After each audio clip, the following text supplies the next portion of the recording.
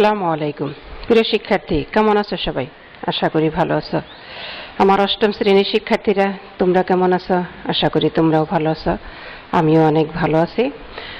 তোমাদের দ্বিতীয় পর্ব পরীক্ষা এই মাত্র সম্প্রতি শেষ হলো।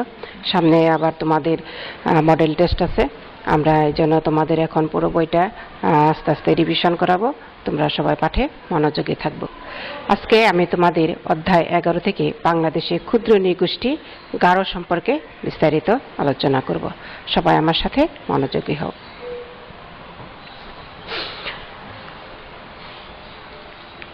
প্রিয় শিক্ষার্থী, বাংলাদেশে অনেক ক্ষুদ্র নৃগোষ্ঠী বসবাস করে, তার মধ্যে গারোরা অন্যতম। ধারণা করা হয় গারো জনগোষ্ঠী প্রায় ৪,৫০০ বছর পূর্বে তিব্বত থেকে এসে বাংলাদেশের বিভিন্ন স্থানে বসবাস শুরু করেন। বাংলাদেশের বৃহত্তর ময়মনসিংহ জেলায় বসবাসকারী ক্ষুদ্র নৃগোষ্ঠীগুলোর মধ্যে গারোরা হল সংখ্যাগরিষ্ঠ, অর্থাৎ গারোরাই সংখ্যায় বেশি। গারোরা ময়মনসিংহ, টাঙ্গাইলের মধুপুর, নেত্রকোনা, শেরপুর, জামালপুর এবং গাজীপুরের শ্রীপুরে বসবাস করে। বৃহত্তর সিলেট জেলায়ও কিছু সংখ্যক গারো রয়েছে। বাংলাদেশের বাইরে ভারতের মেঘালয় এবং অন্যান্য রাজ্যেও গারোরা বসবাস করে। বাংলাদেশের গারোরা সাধারণত সমতলের বাসিন্দা, অর্থাৎ পাহাড়ি এলাকায় বসবাস না করে বাংলাদেশের গারোরা এখন সমতল এলাকায় বা সমতল ভূমিতে বসবাস করছে।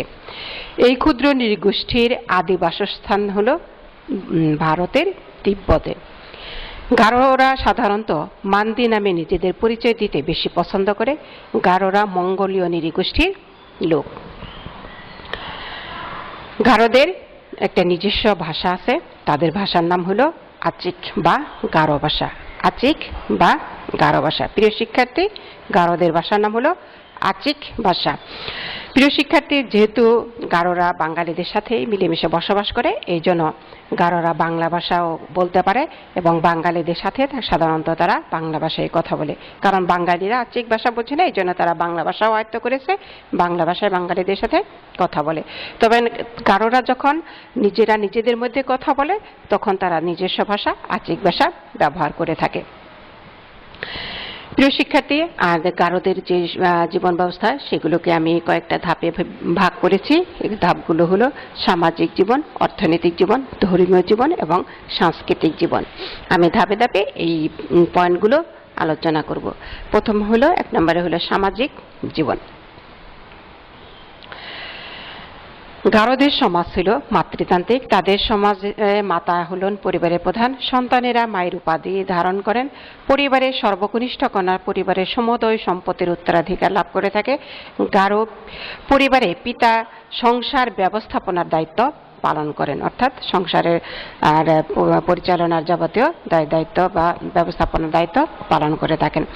গারো পরিবারে যেহেতু সর্বকনিষ্ঠ কন্যা সমুদয় সম্পত্তির মালিক হয়, এই জন্য ছোট কন্যাটা তার মায়ের পরিবারে, বিয়ের পরেও মায়ের পরিবারে বসবাস করে। গারো সমাজের মূলে রয়েছে মাহারি বা মাতৃ গোত্র পরিচয়। মাহারি বা মাতৃ গোত্র পরিচয় তাদের সামাজিক জীবনে বিশেষত বিয়ে, উত্তরাধিকার, সম্পত্তির ভোগ দখল ইত্যাদিতে এই মাহারির গুরুত্ব অপরিসীম। মাতার বংশধরেই গারোদের চাচ্চি হলো গারো ভাষা, এর বাংলা হলো গোত্র, এবং মাহারি হলো গারো ভাষা, এর বাংলা হলো মাতৃগোত্র। এই মাহারি এবং চাচ্চি নির্ণয় করা হয় তার মাতার বংশধরে। গারো সমাজে একই মাহারির পুরুষ এবং মহিলার মধ্যে বিয়ে নিষিদ্ধ। বর এবং কনেকে ভিন্ন ভিন্ন মাহারির অন্তর্ভুক্ত হতে হয়। গারো সমাজে বেশ কয়েকটি দল রয়েছে। এরকম প্রধান 5টি দল হলো সাংমা, মারাক, মোমিন, শিরা, আরেং।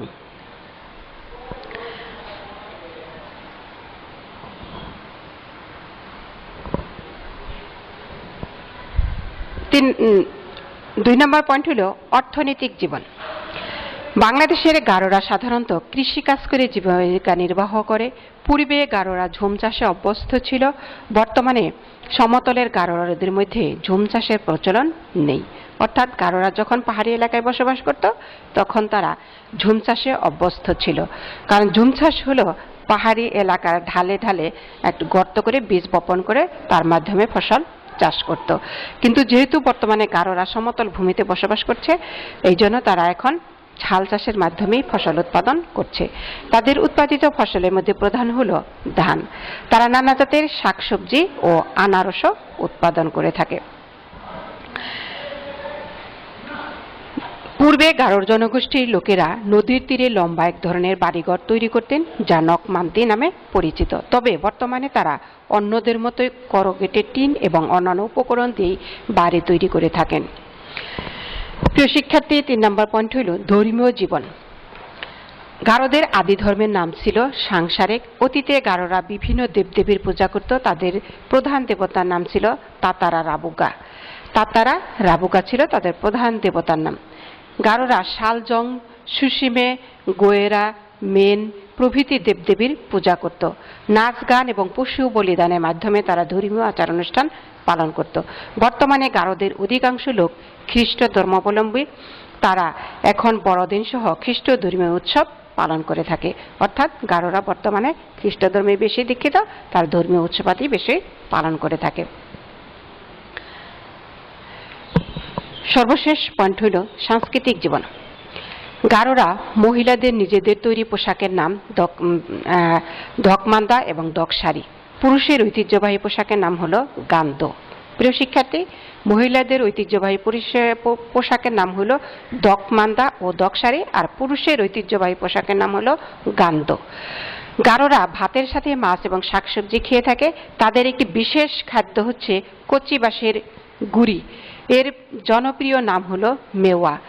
অর্থাৎ কচি বাঁশ দিয়ে তারা এক ধরনের খাবার তৈরি করে। এই খাবারটা গারোদের খুবই পছন্দ, তাদের কাছে এই খাবারটা খুব সুস্বাদু এবং তারা খুবই এটা পছন্দ করে। এছাড়া তারা কলা পাতা মোড়ানো পিঠা, মেরা পিঠা এবং তেলের পিঠা খেতে বেশি পছন্দ করে। গারোরা খুব আমোদ প্রিয় মানুষ। তাদের সামাজিক উৎসবগুলো কৃষিভিত্তিক। তাদের প্রধান সামাজিক এবং কৃষি উৎসব হলো ওয়ানগালা। এই সময়ে তারা সূর্য দেবতা শালজংয়ের প্রতি ধন্যবাদ এবং কৃতজ্ঞতা স্বরূপ নতুন শস্য উৎসর্গ করেন। সাধারণত নতুন শস্য ওঠার সময়ে অক্টোবর বা নভেম্বর মাসে উৎসবটি হয়। উৎসবের শুরুতে তারা উৎসবাদে উৎপাদিত শস্য অর্ঘ্য হিসেবে নিবেদন করেন এবং বিভিন্ন ধরনের বাদ্যবাজনা বাজিয়ে এই উৎসবটি পালন করেন। বাংলাদেশের গারোদের ভাষার নাম হলো আচিক খুশিক। এই ভাষার নিজস্ব বর্ণমালা নেই। গারো ভাষা তিব্বতীয় বর্মী ভাষাগোষ্ঠীর অন্তর্ভুক্ত। অর্থাৎ গারোদের ভাষার নাম হলো আচিক খুশিক। তারা এই ভাষায় নিজেদের মধ্যে নিজেরা কথা বলে, তবে সাধারণত তারা বাঙালিদের সাথে বাংলা ভাষায় কথা বলে। প্রিয় শিক্ষার্থী, আমার আজকের পাঠ এখানে শেষ করছি। তোমরা পাঠটা ভালো করে বাসায় পড়বে এবং আত্মস্থ করবে। পরীক্ষার যাতে আসলে এমসিকিউ প্রশ্ন আসলে, যে কোনো ধরনের প্রশ্ন আসলে তোমরা উত্তর করতে পারো। সবাই ভালো থাকো, সুন্দর থাকো। খোদা হাফেজ।